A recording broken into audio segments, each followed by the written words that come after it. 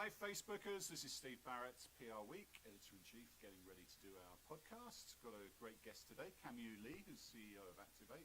We're going to talk about measurement. Hi Kamiu, welcome. Hi, thank you for having me. Yeah, great to have you here. Frank Washcook's here as usual. Frank, Thank you for good week, mate. Yeah, I am. Thank you for having me on the podcast again. Frank, it wouldn't be the podcast without you, my Well, friend. that's too kind. You're the power behind the secret sauce that makes this thing fly. We're going to be talking about measurement and a bunch of news stories, topical issues. And if you've got any questions, comments, you want to like this, do so. It'd be great. And try and keep it civil, nice civil discourse on social media. And we're going to get going in a second when I get the okay from Perry behind the dials. Hello and welcome to the PR Week, PR Week's regular weekly roundup of everything that matters in the world of PR and communications. My name's Steve Barrett. I'm the VP Editorial Director of PR Week. Going to guide you gently through another show. Maybe 20, 25 minutes. We'll see how it goes. We're going to talk about measurement specifically today with our guest Kamiu Lee, who's CEO of Activate. Kamiu, specifically measurement of influencer marketing. Welcome to the show. Thank you. Thank you for having me. That's a pleasure. How are you doing? Pretty good. Good. Pretty good. Very topical subject, so we'll get into that. Frank Washcook's here, our news director. Frank, how are you? Good. Happy to be here. Happy to have you here. It's been a busy week on the news front. It has. Steady away for the summer? Or? It has. Another week of earnings. Yeah. Oh, we love those, don't we? Lots of earnings both in the holding company, advertising holding company space, but also in tech. Yeah. Facebook, Google, people like that. So we'll talk about Facebook earnings. Are we talking about Google earnings? We'll talk a little bit Yeah, about Google. let's talk about Google earnings. They've stolen all our revenue, but we'll still talk about them. IPG, they had their earnings. We've already had Publicis and Omnicom, IPG, and then WPP next week, Frank, or the week after? The week after. In the fullness of time. And we've got a story about Porter Novelli. They've got some leadership new joiners and a bit of a revamp there. And an interesting swag bag story, a lesson to any PR firm about sending things to journalists. Don't send them something that's going to cause a security alert and cause the building to be evacuated. That seems to be the lesson from that. We'll find out more later in the show, but let's start with Kamiu. Tell us a little bit about Activate, what you do, and it's very much measurement as related to influencer marketing. So talk us through it. Yeah, really topical subject, yeah? Yeah, thank you. So a little bit about us. Activate, we actually started out as Blog Lovin' over 10 years ago. So that Blog? Blog Lovin'. Oh, okay, right. It really started as a community for creators. It started out in the fashion blogging community. It grew really organically, very quickly. And today we have really a platform that supports anyone from fashion, beauty, travel, food, home, parenting, very much lifestyle verticals. And when we started to think about monetization about 4 or 5 years ago, the conversations with brands very quickly turned into, great, we're happy to purchase native ads on your platform, but we would love to get introductions to bloggers. So at the time, blogging was the core channel. Since then, obviously, Instagram, Snapchat, Facebook, Twitter, YouTube, all these other channels have really emerged as ways for folks to publish content. And we developed the Activate platform really to be able to pull it all together. So anywhere from introducing these brands and agencies to influencers from the discovery element to certainly measurement, really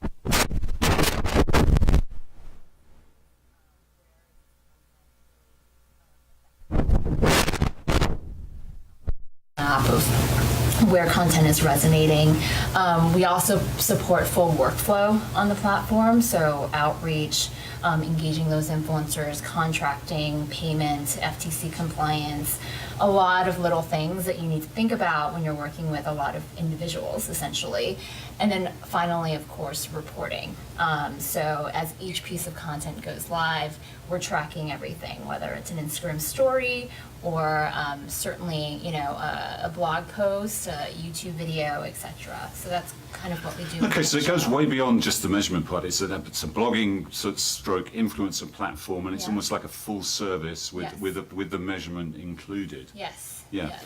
Now, we saw a story recently with Unilever basically saying to the influencer marketing space, get your act together. There's too much fake traffic, too many bots. Yeah. So presumably you would be a great sort of mediator for someone like Unilever to say, well, look, yeah, we're the platform that we can guarantee the credibility and the traffic. And so are those the sort of clients you're working with or Yeah, aspire yeah. to work with? So we work with anywhere from, emerging direct-to-consumer brands, venture-backed type brands, all the way to large CPG brands, whether it's, a P&G brand or a Unilever brand.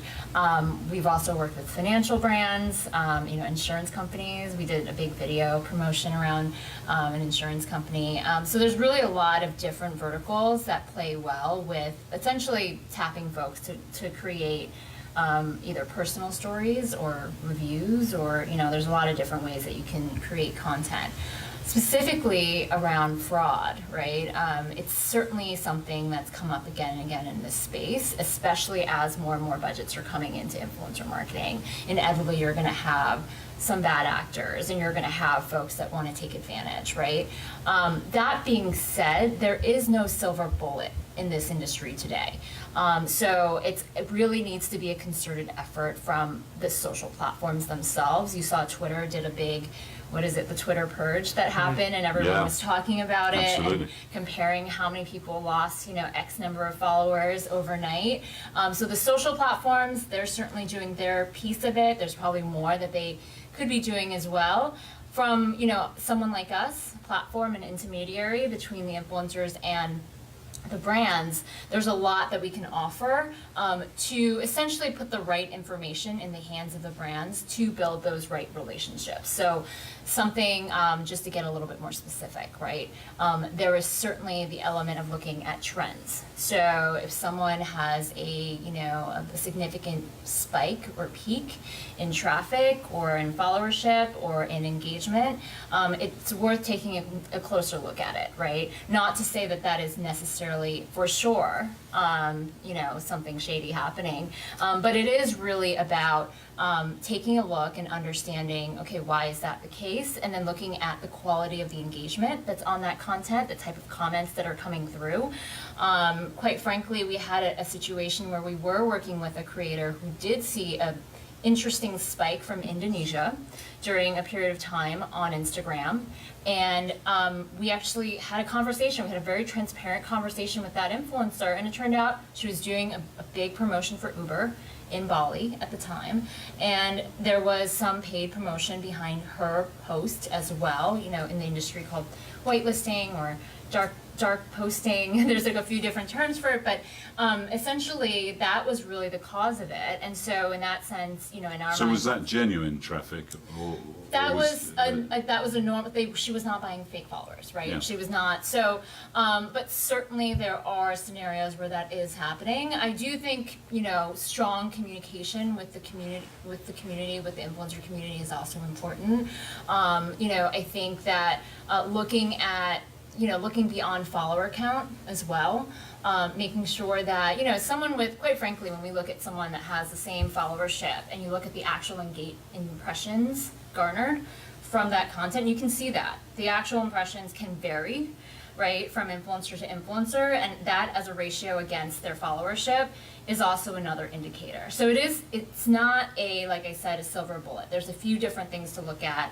And then at the end of the day, we always encourage that the brands actually build some of these relationships with the set of influencers that work well for them and continue to curate those relationships, right? Over time, you figure out this is someone that really works for you. At the end of the day, it's about looking at what those final Yeah, results when look like. we regularly interview influencers, and I guess that's the biggest message that comes over from them, and obviously they have I guess they would say this, but they're saying, yeah, I only work with brands where I feel comfortable, where it fits with my brand, and where we can build a proper working relationship. But clearly, like you said, there are some bad actors out there. There are people who are just literally buying up traffic or getting it from nefarious means. Have you ever had to throw anyone off your platform or stop working with influencers because you realize that in fact that was the case?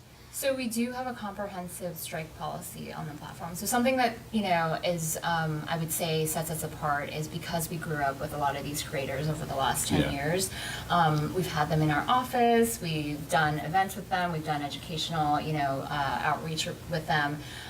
So we do have a comprehensive strike policy. There's a 2-strike policy essentially, and it doesn't just cover fraud, it covers, like any other you're working with a brand on a project, making sure that you're sticking to timelines, you're being professional, you're being responsive.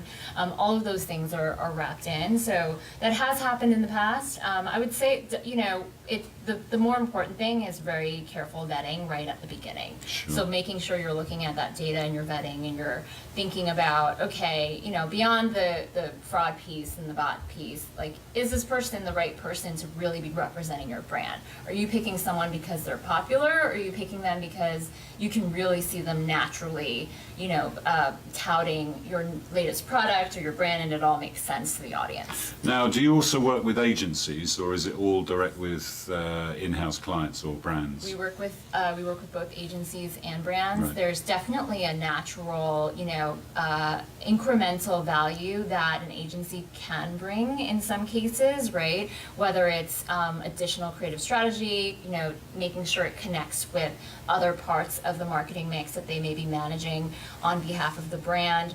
So we work with both sets. Yeah, because Frank, you've noticed recently that a lot of agency folk are spending an increasing amount of time on influencer marketing. That's some of, becoming quite a big part of the PR pros sort of arsenal, if you like. Yeah, of course. I was talking to a group of interns, college students yesterday. I was surprised that more than half of them seemed to be doing some sort of influencer outreach as part of their job at that point. So, I mean, I wasn't surprised that that's happening, but I was surprised that the number was that high. Do you think, Kamiu, that that is them doing the initial research, or is this getting lumped in with the interns or the junior account execs, which is where sometimes we might get the situation where, we work with influencers that aren't the right people to work with, or actually those are young people who have grown up with influencers and they really know that world and they've got a feel for it themselves. I mean, I don't know enough about all the of the folks above. that you talk to. It could be all of the above, Yeah. honestly. Certainly, we have a number of agency partners that are self-serve on our platform, and they're really leveraging it as a way to really fast track what they're doing and making sure that they have full data transparency right before in the vetting process, as well as once a program goes live as well. Yeah. But certainly it's crazy that it's such a huge number. Yeah. We're going to come on to talk about platforms in a minute, but what should we see about trends in platforms? I guess when your blogging platform started, it was maybe WordPress, or I don't know, it was a different world. Now we've got, we've obviously had Twitter, we have Facebook, we've got Instagram's crazy, Snapchat, we've got all sorts of platforms. Yeah. What are you seeing? What are the trends? Is there a platform we should be looking out for, an influencer platform? Well, it's interesting. I've heard a lot about podcasts. I mean, we're on Well, podcasts they're brilliant, right aren't now. they? Frank, podcasts. Right? But certainly Still we're good. seeing creators, they are personalities. They are, at the end of the day, they are representing or reaching an audience. They've built an audience of some sort. So I am hearing about podcasts as a channel for And that's for kind of coming creators. back, isn't it? Because it got big and then it sort of went away, and now Yeah. it seems to be really coming back with a vengeance. Yeah. And in terms of, the various social platforms, certainly Instagram has really done a lot in terms of providing various mediums within that same platform. So I'm talking Instagram stories, static Instagram, IGTV coming out. So all of that, they've done a lot to allow personalities, creators, influencers, whatever you want to call it, to be able to reach their audience in a great way. So that definitely has stuck out in the influencer marketing space. certainly doing a lot more with creators, especially more in recent months. For some time, they were very kind of hands-off with the creator community, and so it's been great to see them kind of leaning in a little bit more. I'm trying to think. I've heard, lately I've heard a lot about Musical.ly. Okay. Certainly much younger demo, which is where, Facebook has kind of lost a little bit of that, right? But They've definitely gone to Instagram, haven't they? I guess Instagram, Snap, and Musical.ly is Okay. one. And I think Facebook came out with a feature that's very similar to Musical.ly recently. Funny that. Yeah. So there's, it's ever evolving. Sure, yeah. From our perspective, we try to, where it makes sense, we integrate with all of the platforms essentially, so that if you're a creator or you're a brand looking to partner, you can really do it cross channels. So Yeah. You're not just pinging one channel. In Asia, you see WeChat and you see Line, where they have that final leg to e-commerce, which hasn't really happened in the US, although you do wonder what Facebook's going to do with WhatsApp, don't you? Do you see, because that's incredible what Yeah. brands are doing over there. They're doing campaigns that shampoo, Head and Shoulders doing campaigns that actually lead to people buying products, and they can measure it in that way. Do you see that coming in the US, or is it a different cultural thing? It's more that people in Asia are more comfortable with that? Or? I think, I use WeChat to talk to my family overseas as well as here. So I probably am not using the full feature set, so I haven't seen personally some of this, but certainly here, I think, you see Instagram with shoppable tags on their brand accounts that they allow to drive towards conversion. There's a lot of conversation around like how do you close that loop from top of the funnel all the way to conversion. There is the ability, with Snap, there's that sense of creating a feeling of urgency, which, when you think about the psychology of things like sales and things like that, it is about urgency to get you across that finish line and purchase. I do think we will get there. Even if just taking myself as an example, in the last year, most of my purchases have purely been through my phone. I have not, in the past, I would have gone into more shops, and it really has changed. I think people's behaviors are changing, and if people are more and more comfortable, saving their credit card information on their phones and, browsing and checking out just from there, I don't think it's necessarily, something that's too far off. No, I'm fascinated to see what Facebook does with WhatsApp, because they seem to have had that for quite a while, and they're still sort of waiting to see. Is Pinterest still as important as it used to be? Don't seem to hear quite as much about it, or maybe people just getting on and using it. It's more. It's not so much tied into urban centres, is it? It's all around the country thing. Pinterest is really interesting. I think that, from an influencer lens, it's a little bit less relevant for us because all the other social channels, it is so much about like the follower model, and people do follow other people on Pinterest, but it is really about just discovery of product search. It's really almost like a search tool, and so I do think Pinterest, you're able to potentially get to this idea of intent and consideration. If I think about the different Pinterest boards that I have one for almost every room in my house, and these are the things that I'm potentially going to purchase to decorate that room. I may not purchase all of those things, but I'll probably purchase 5 to 10% of those things, right? And so there's that element. So I do think it's an important platform for brands. Yeah, it's a bit close to commerce, that's true. So Frank, Yes. it was Facebook's earnings this week, and I don't know if Google was this week or last week. Google's revenues were just eye-watering, and it just kind of reminded me how much they've taken away from the mainstream media, but Facebook not so good, was it? Since we've been in here, I got a news alert that Facebook's $100 billion plus loss is now the biggest loss in stock market history. Value, yeah. So that's yes, not quarterly loss. Should make that clear. And that's just since yesterday afternoon. So that's Yeah, but that's a really and that was on a wild report line. that frankly was they're still making like, what was it, 45 billion in a quarter or something. Right, but again, it's all about Don't quote me on that. expectations. It's all about expectations, and for the first time, their user growth really disappointed. Their revenue growth really, was very tepid, and there are all these additional costs to implementing privacy safeguards and things that make people feel more comfortable on the platform. So all of those things combined, have really taken a toll on the share price since yesterday. Yeah, and anything on Google that jumped Google, what I find really interesting about it is that they just got hit with that big fine in Europe over privacy, or GDPR, and they still managed to have a good quarter because they were making so much money on advertising revenue. So it was a really impressive quarter by Google. It was. They finally retired DoubleClick, didn't they? Which I certainly remember fondly from my days on Revolution back in 1999. Aging myself there, but that was a company we wrote about all the time. They finally retired that. Is Facebook dying? Is it starting its decline? We've seen it inexorably rise, haven't we? It had a little blip around the time it went public, but this is almost like the first time it's really had a significant business challenge, isn't it? Yeah, I mean, user growth, I think that's not, anything new. I think it's been. I mean, they in the can't get press, any more right? users. There aren't any in the world, are there? But they do have Instagram, which is extremely Exactly. strong. And to your point, they also have WhatsApp, also a phenomenal, channel. It's interesting about Facebook. They, you talk to brands, whether it's kind of emerging direct-to-consumer brands to large CPG brands.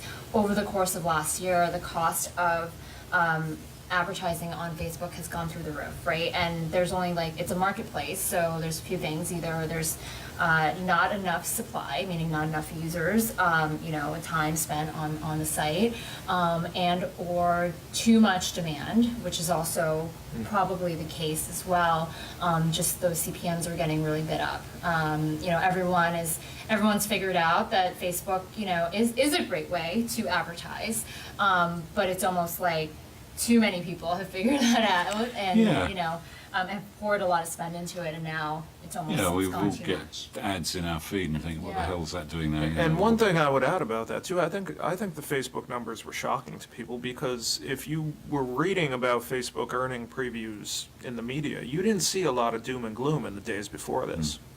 Then they got dinged on measurement too, didn't Yeah. they? Because they were claiming reach, which was higher than the population of the country and things like that. And suddenly the media planners did their job and looked at it and thought, well, that's not even possible. I didn't think it was the media planners. I think it was some observant, hopefully it was a journalist. I think it was actually. Well, Yay for journalism. We would So have it to is- be able to count for that. to Well, happen, yes, and that's a indeed. bit of a Never stretch our sometimes. strong point.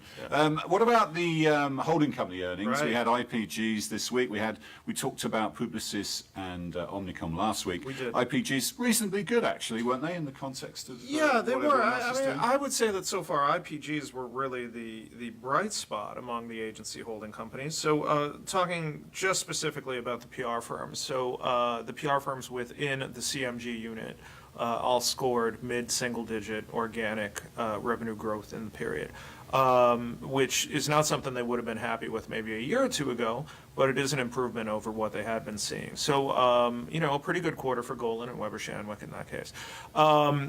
The week before, we had Omnicom and Publicis. Omnicom's disappointed investors, and Publicis' earnings really disappointed investors. So, IPG has been the bright spot so far. Yeah, and let's see what happens with WPP, because we've seen Mr. Sorrell all over the news, and it'll be interesting to see what the impact is on his former company's earnings.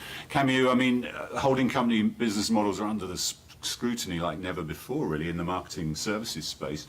And I guess they have been dinged about, can you measure the value of what you do? So, influencer marketing is sort of the new shiny toy a little bit. Do you think that can help them, marketers generally, and agencies sort of demonstrate the value of what they're doing? And is that going to be a big thing in the future for them, to proving the effectiveness of that? So, I think even within the influencer marketing industry, there are still lots of questions, right, around proving effectiveness. And it comes down to, depending on where you are in terms of what your goals are, at what stage of the consumer journey are you thinking about. I think that with the ability to get the the performance metrics that you get from Facebook or Google, everything else has been kind of put in comparison, right? And within a lot of brands, there's that kind of conversation around, okay, well, how do I show, right, the performance of these other things that we're spending on, whether it's brand, media, PR, right, vis-a-vis performance. Now, I do think that the folks that are, more advanced in thinking about, proving effectiveness, is thinking about it much more holistically versus saying this department versus another department. So for example, just giving a quick example, there was a company that I spoke with that had they had a brand team and a performance team. And, certainly there was this feeling that performance team was just constantly showing, clear ROI, right? Brand team, unclear, right? Even though the company had built a great brand and all of that, when they looked to launch in a new market where there was no brand recognition and they started with some of that performance spend, the cost of acquisition was through the roof. Right? So there is some value there's a lot of value to the brand side of things to create more efficiencies on the performance side. And unless as an organization you're set up in a way to really look at that holistically, you may be comparing, things that aren't really apples with oranges. Yeah, exactly. So we always talk about Kim Kardashian or Kendall Jenner sending out a tweet and how much it costs a company. Yeah. And it's a lot of money, isn't it? I don't know. Yeah. Is it true that it's like $250,000 or even more? Yeah. But when they do, if they mention a product, you They can do pretty sell much guarantee products. that flies off the shelves, Yeah. doesn't it? Yeah. So is that money well spent for a brand? Yeah, if you're able to get, instant brand recognition and drive traffic to your site and then drive conversions, that's effective. Yeah. So, and not many people can do that. So I think it is money well spent. How as many long people as- would you say are in that super influencer sphere? Is it literally like in the tens? So, I would consider, the Kim Kardashians of the world much more kind of celebrity level. We work with folks that are much more, I would kind of Granular. define them as like creators, bloggers, YouTubers, Instagrammers. And, even within that kind of sphere that we play in, there's certainly certain folks that really do a good Move the job. needle, Others that may be really great at creating content, but doesn't necessarily drive that traffic or drive that conversion. So, in terms of percentage, that's hard to say. Yeah. But I do think that there's certain folks that are very, very good at that. But there's a lot of different values that you can get from working with creators. There's, telling a really strong story, providing a very detailed product review, some of those, that content creation element to it that is persuasive and, SEO friendly for your brand or for your product. Those are all kind of additional values that you get from it. And I do think folks are now thinking about creators in a lot of different ways, not just product placement, post to social, let's see how much you drive. Got it. Frank, let's get on to the last couple of stories. Porto Novelli did some leadership changes and brought in some new folks. Tell us a bit about that. Yeah, interesting story there. So they are getting rid of a lot of the regional president positions, and they have named Jennifer Swint as their global president as they shake up their leadership a little bit. They're also bringing in some new folks. One is Conroy Boxhill, who is familiar to the folks over at Edelman. More recently, he was on our 40 under 40 list. That's right. Last year, and most recently, he was running Gladiator RMS, which was his own, crisis reputation management shop. And they also brought on Kyle Farnham from Burson Conan Wolf, and of course he was over on the Burson Marsteller side of the business before they were brought together. Yeah, some interesting hires there. Brad McAfee, the CEO over there, making a few moves. And then our last story, it's about a bit of a salutary tale, I guess, for PR companies sending out swag to journalists. We all like a little bit of swag, don't we, occasionally? What's the best bit of swag you've been sent from? Oh, nothing that comes in a bottle. you know. But nothing that comes in a bottle, or Yeah. nothing that doesn't come in a No, bottle? I'm just kidding. Yeah, you know, it's occasionally. Booze is what you're saying. Yeah, That's what you booze. want. Yeah, okay. I'm just cognizant of, you know, FTC regulations Sure. and what I can say and what I can't. Absolutely, yes, absolutely. So, but yeah. yeah, what happened? Right, Someone so- sent something to Quartz, didn't they? Somebody, and we're not sure who or what agency or what client, sent something that looked like a metal briefcase over to a journalist at Quartz, who then left it for somebody else to pick up. And then another person saw it, was concerned of what this box was, and It's like a flight case, a sort of silver flight case. Right, and long story short, the office was evacuated. So, right, I wonder if this is the first time this has ever happened. Maybe not. Well, if you know otherwise, listeners, tell us. You know, what have you had any horror stories of things? Maybe, well, you don't have to. You know, you can do it anonymously. You know, things that went wrong, things that didn't quite work out. Or, We or did, so what was one- the best swag? You know, what was the best swag that really paid dividends? that One I really- can remember is, do you remember when we were sent the PR Week pumpkin a couple of years ago? Yes. Remember that? And that went bad. Did it? The pumpkin went bad. I remember when we got from someone at South by Southwest sent tacos with pictures of faces of our reporters on. Do you remember the Brittany Kiefer taco and the Sarah Shearman taco? Because they'd both been at the event, and these little tacos ended up in the office with their faces on. I can't say I It remember made them that, feel but- good. But Made yeah. them feel good. Do you remember my swag incident, Frank? Yeah, well, you got sent live animals, which again, I'm not a park ranger, but I'm not sure Well, that's legal. Well, this wasn't. This was an individual gift from an agency. I won't say which one, but this box kind of turned up in the lobby, and Yeah. it's, Did anybody get bitten? No, no one got bitten. It was, but it was from a seafood, company. Right. And, so it's a massive box. So I took it back to my desk and just carried on working, and suddenly heard this sort of scratching noise. I'm like, oh. A bit naive, I haven't been around much. So Bernadette Casey, who sat next to me, our executive editor back then, said, those are alive, don't they? They were lobsters. There was a box of lobsters, wow. right? So these lobsters were alive, and this was 11 in the morning. So Can you ship live animals? yeah, this was a company that did it. Okay. It does send them out. Well, So- they got away with it. Well, yeah, no, you can do it. You can. I mean, they're carefully packed. So Yeah. as it happened, I actually lived very close to work. Okay. So at lunchtime, I took them home, and Where did you put them when you took them Well, I home? put them in the fridge, Frank. Right. I got a. Well, I don't know. I've never been shipped lobsters before, so I don't know how and this works. they had bands on their claws, so you Yeah. put them in Right. ice because they're kind of, what's the word? Anesthetized by the cold. Okay.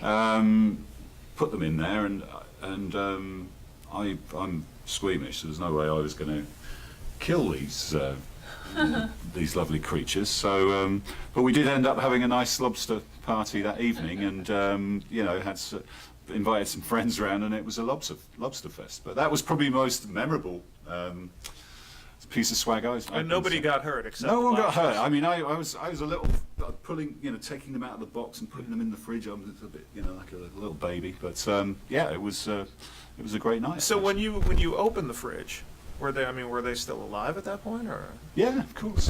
Yeah. No, they're, yeah. Okay. So I'm not a that shellfish was my expert, I'm question sorry. to my girlfriend, who very kindly cooked them and and killed them, without going into too many. Anyway, I'll be getting in trouble with animal rights, all the rest of it. But yeah, that was the most memorable one. So yeah, listen, let's draw it to a close there, shall we? Kamiu, thanks for joining us. But it's great to chat Thank to you, you. this was great. Find out more about Activate and the whole influencer marketing space and the measurement of it. Great stuff. Couple of customer service announcements.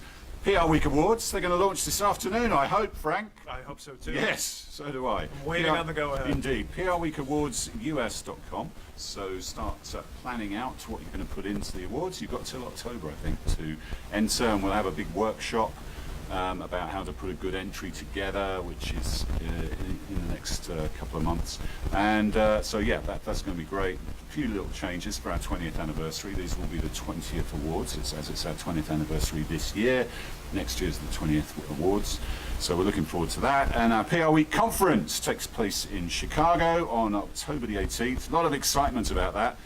Going to be a great event. We've got some fantastic speakers. Check out the lineup on the website. But yeah, that's all we got time for. We'll see you next time on the PR Week.